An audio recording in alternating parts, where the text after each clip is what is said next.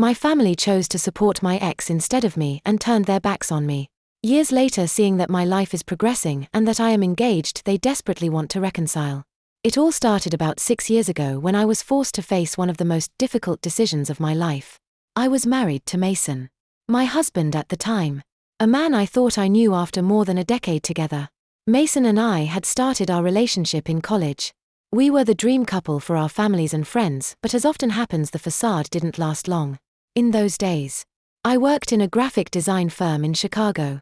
A job that I loved and that gave me some stability. Mason, on the other hand, was a freelance programmer with unstable schedules and constant complaints about how difficult it was to get clients. Although I always tried to support him over time, I noticed that he was starting to act strangely. The signs were there. Long nights working, deleted messages on his phone, and the growing feeling that there was an emotional distance between us. One day, returning early from work, I noticed something different. His laptop was open on the dining room table, and out of pure impulse, I decided to check the messages. There I found conversations between Mason and a woman named Cho, who apparently worked at a nearby coffee shop. What I read made my stomach churn. Planned encounters and words that were once mine now directed to another person. Instead of confronting him immediately, I went to the room and sat down to think. What are you supposed to do when you discover that the person you completely trusted betrays you? I cried myself to sleep, and the next day Mason acted as if nothing had happened. It was then that I decided that I was not going to pretend that I was okay. I confronted him that night. At first he denied it, as was to be expected. But when I mentioned the messages, he was silent and then said something that I will never forget. It's not what it seems. But if you really feel that we can't overcome this, maybe we should reconsider our relationship. That was the moment I knew our relationship was over. My parents, who lived in a small suburb of Milwaukee, had always been my point of support. I thought that when I told them what had happened, they would receive me with open arms. But the response I got was devastating. When I arrived at their door that rainy night after packing my things and leaving Mason, my mother opened and said, "Daughter, what are you doing here so late?" With tears in my eyes, I told them what Mason had done, hoping for comfort. Instead, my father sighed and said, "Scarlett, marriage is not easy. Everyone has problems. Maybe you should talk to Mason and fix things." When I insisted that I could not return with someone who had cheated on me, my mother added, "And what do you expect us to do? He is your husband. If you really want this to work, maybe you should try to understand why it happened." I was frozen. My own family was justifying Mason's actions. Why was it? Because they had always liked him more than me. Their own daughter, Mason, with his easy charm and ability to manipulate, had probably already told them his version of the facts. At that moment, I understood that I could not count on them. After that night, my relationship with my parents was broken. I tried to reason with them, to explain how much it had hurt me what Mason had done, but it seemed that they didn't want to listen. "Scarlett, maybe if you weren't so focused on your career, Mason wouldn't have felt like he was lacking attention," my mother told me in a call a few weeks later. It was as if they had stabbed me with a knife in the heart. They were really blaming me for his infidelity. I moved in with my best friend Lily to her apartment in downtown Chicago. Lily was a lifesaver at that moment. She listened to every tear, every cry of frustration, and never judged me. It was she who accompanied me to look for lawyers to start the divorce process. Mason, meanwhile, did everything possible to complicate my life. He started sending me text messages almost daily asking me to come back. He would say things like, "I can't believe you're willing to throw everything away," or "It wasn't anything serious with Cho. Please give me another chance." When I refused to answer him, he started involving my parents. They would call me to tell me that Mason was sorry and that, according to them, we should try couples therapy. I simply couldn't believe it. How could they be on his side after what he had done? "He loves you, Scarlett. Why can't you see that?" My mother told me again and again. But I was no longer the same person who had run to their door looking for help. I had learned something important. When someone shows you who they really are, you must believe them, and Mason had shown me exactly who he was. The divorce was a long and exhausting process. Mason tried to fight for everything, even for things that he clearly didn't care about, just to make my life more difficult. I remember the day the papers were finally signed as if it were yesterday. It was a cold December day, and when I left the lawyer's office, I felt the wind on my face and I knew I was free. Free from Mason, but also free from my parents' expectations and judgments. From there, I dedicated myself to rebuilding my life. I got a small apartment for myself. A place that I could call my own. Although it was not luxurious. I spent nights working overtime in my office. Not because I wanted to avoid my emotions, but because I wanted to prove to myself that I could get ahead on my own, and I did. Lily introduced me to a group of new friends. People who became my chosen family. Among them was Jack. A man who at that time meant nothing more than a casual friend. But who would eventually become something very special in my life. Since he owned a bar in the neighborhood and always seemed to know exactly what to say to cheer me up. He never pressured. Never tried to be anything more than a friend, and in those days that was just what I needed. However, while my life was beginning to take shape, the relationship with my parents remained non-existent. They made no effort to approach, and neither did I. It was as if we had reached a tacit agreement to ignore each other. But the truth is that it hurt me. I didn't admit it out loud. Not even to Lily. But there were nights when I wondered if one day they would be able to see what they had really done and ask me for forgiveness. It wasn't until 2 years later, at a family reunion in Milwaukee, that I saw them for the first time since that night. It was my cousin Grace's birthday, and although I didn't want to go, Lily convinced me that I couldn't hide forever. They'll be there. But you don't have to talk to them if you don't want to, she told me. And so I did. When I arrived, my mother saw me and immediately approached. "Scarlett, it's so good to see you," she said as if nothing had happened. I tried to remain calm, but I couldn't help feeling the weight of all the damage they had caused. We barely exchanged words, and I spent the rest of the meeting avoiding my parents. It was uncomfortable, but also necessary. It was the confirmation that they were not yet ready to accept their share of the blame. Meanwhile, my relationship with Jack began to change. After months of going out with the group of friends, one night while we were walking together to my apartment, Jack took my hand. "Scarlett, I don't want to pressure you, but I think I feel something more for you," he told me. He was honest, direct, and for the first time in a long time, I felt that I could trust someone. Our relationship progressed slowly, something we both needed. He knew everything about Mason and my parents and never tried to rush me to heal. For the first time, I felt that I had someone in my life who was completely on my side. Jack and I started a quiet and stable relationship. He was the kind of person who made things feel easy, even when they weren't. He gave me space to be myself, to process my pain, and never tried to fix me because he understood that I wasn't broken, just hurt. We spent the next few years building something solid. Although without rushing. We had both had difficult relationships in the past, so we enjoyed the slow pace. Meanwhile, my relationship with my parents remained stagnant. They didn't try to contact me, and I didn't look for them either. Sometimes I found out things about them through other relatives. That my father was still working in his small auto parts store in Milwaukee. That my mother was organizing dinners for the wives of my father's friends. I never asked directly, but there was always someone willing to share a casual comment about them. However, an event changed everything. I was about to be 3 years with Jack when he proposed to me. It was a simple but beautiful night. He took me to the bar he had opened himself where we met and closed early just for us. There were warm lights hanging all over the place, and in the center of the bar was a bottle of wine with 2 glasses. He took my hand and said, "Scarlett, I've been waiting for this moment for years, and I don't want to spend another day without you knowing how committed I am to you. Will you marry me?" I said yes without thinking. Jack was not just my partner. He was my refuge. My home. We spent the rest of the night laughing, crying, and planning a future together. But as expected, the news of our engagement did not take long to reach my parents, and that's where everything began to get complicated again.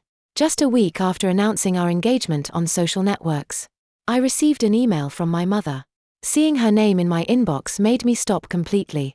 It was the first time she had tried to contact me directly in more than 3 years. I opened the email with a mixture of curiosity and anxiety. The message said, "Scarlett, we have heard about your engagement and we want to congratulate you. We are very happy that you have found the happiness you deserve. We want to talk to you if you are willing. We know we have made mistakes in the past. but we really want to be part of this important moment in your life.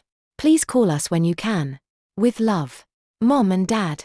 I showed the message to Jack that night, waiting for his reaction.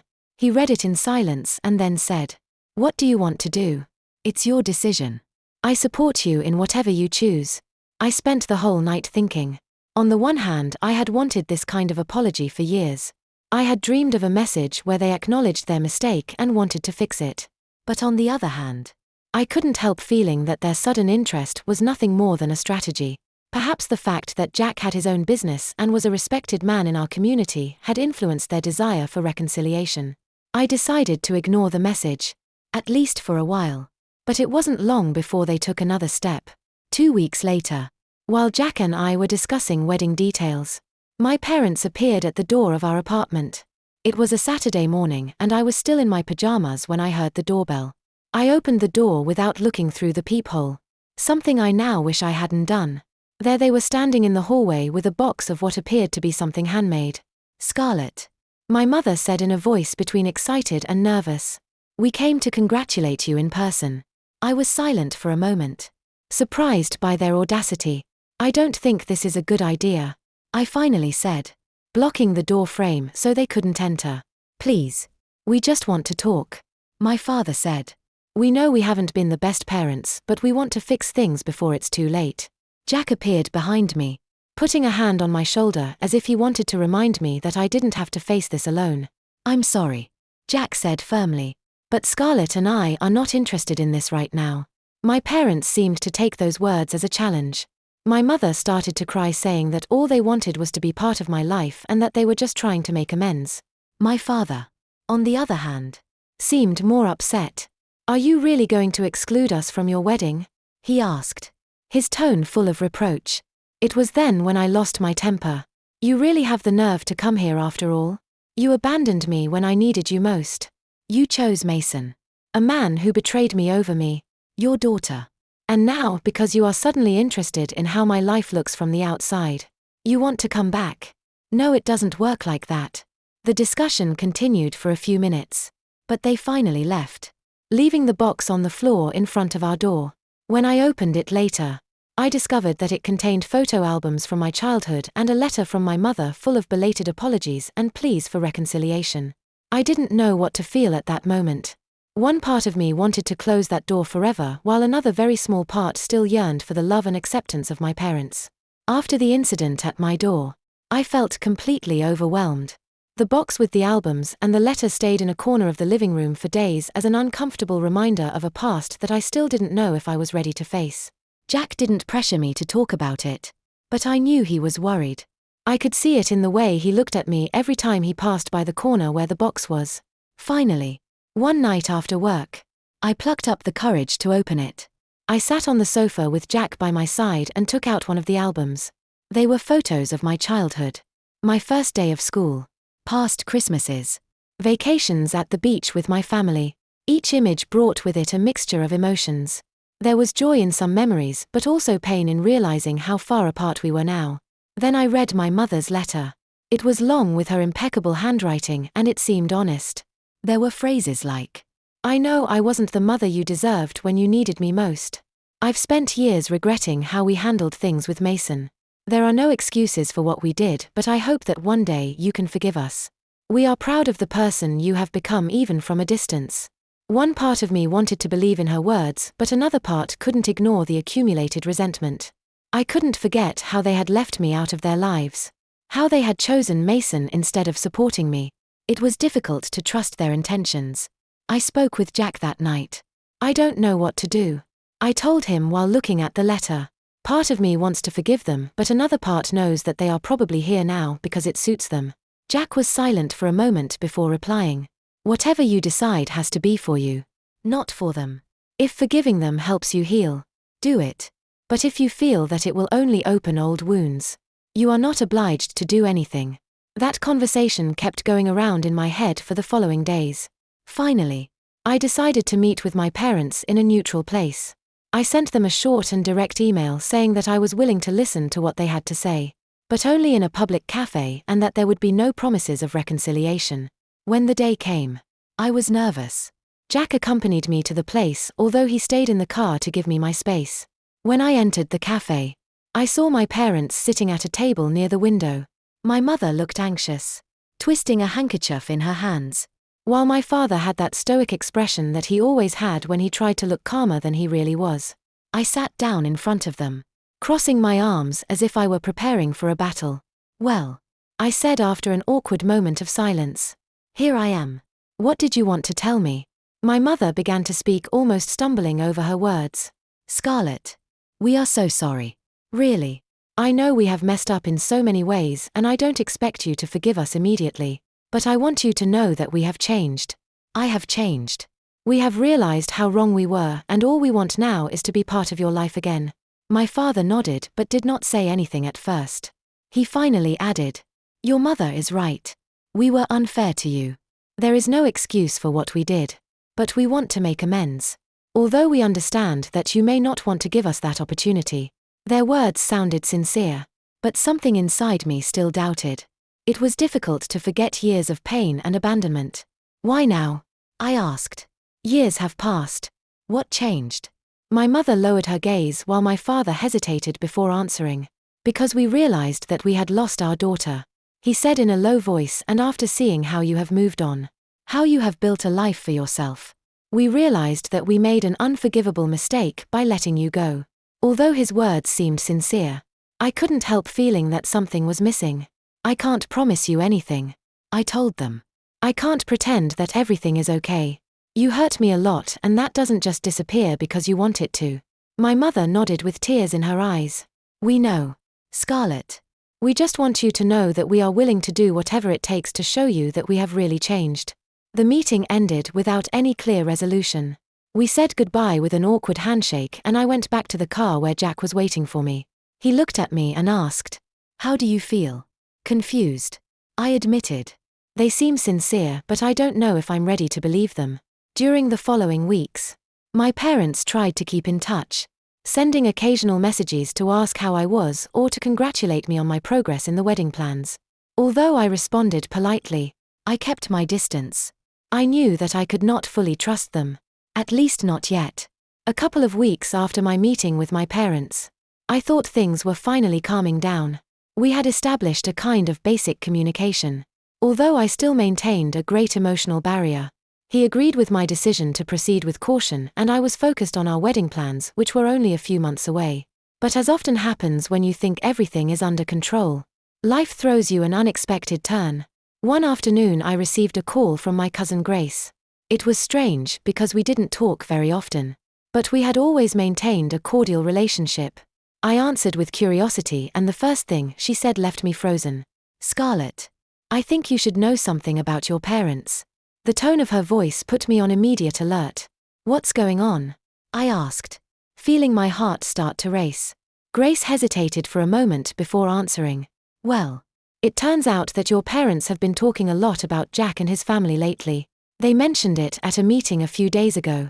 I don't know how to tell you this, but they seemed more interested in his money than in fixing their relationship with you." It felt like I had been thrown a bucket of cold water. "What exactly did they say?" I insisted, trying to remain calm. "My mother mentioned your engagement, and your father started talking about how Jack is a successful businessman and how his family has a good economic position." It was weird because it sounded more like they were analyzing an opportunity than celebrating your happiness. They even said something like it's good that Scarlett has finally made a smart decision. Grace continued. But I could barely process what I was hearing. Suddenly all my doubts and suspicions about their true intentions made sense. My mind returned to every email, every message, every attempt to approach, and everything fit into a disturbing pattern. They had been acting all this time only because now my life was something they could take advantage of. That night I told Jack what Grace had told me. His reaction was immediate and protective. I knew something wasn't right. He said with a mixture of anger and disappointment, "You can't let them manipulate you again. If they are here for selfish reasons, they don't deserve a place in your life." His support gave me clarity, and I decided to confront my parents. I couldn't remain silent knowing what I now knew. I called them the next day and asked them to meet again. This time I chose a public park. I needed an open space where I could get some air if things got tense, as I knew they would. When I arrived, they were already there sitting on a bench. They stood up when they saw me and greeted me with smiles as if everything was fine. But I wasn't there to smile. I want to be direct. I began, crossing my arms. I've heard some disturbing things. Why are you really trying to come back into my life? Is it for me or because you think you can get something from Jack and his family? My mother opened her eyes wide, clearly surprised by my question. Of course not. Scarlett. How can you think that? My father, however, was not so convincing. It's not that simple, he said cautiously. We just want to be close to you again, and yes, maybe we are excited that you are building such a solid life with someone like Jack. But that doesn't mean that we have ulterior motives. That's exactly what it means, I replied, my voice rising. Why didn't you try to fix things before? You've had years to apologize to me. But you didn't do it until you knew I was engaged to someone successful. That's not love or repentance. It's interest. My mother began to cry as she always did when she wanted to divert attention. Scarlett. It's not like that. We love you. We always have. Yes. We made mistakes. But we just want another chance.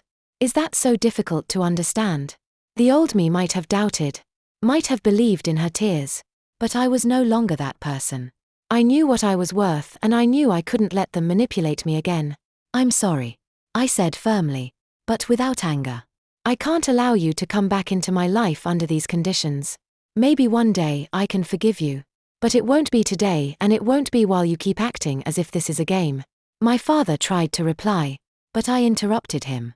I don't need your approval or your validation, and I definitely don't need your interest now that everything seems to be going well for me. You no longer have power over me. I turned around and left before they could say anything else. I felt a weight lift off my shoulders. But also a deep pain. As much as I wanted to stay strong. They were still my parents, and cutting those ties even when it was the right thing to do wasn't easy. That night Jack hugged me while I told him what had happened. I'm proud of you, he said softly. It's not easy to do what you did. But it was necessary.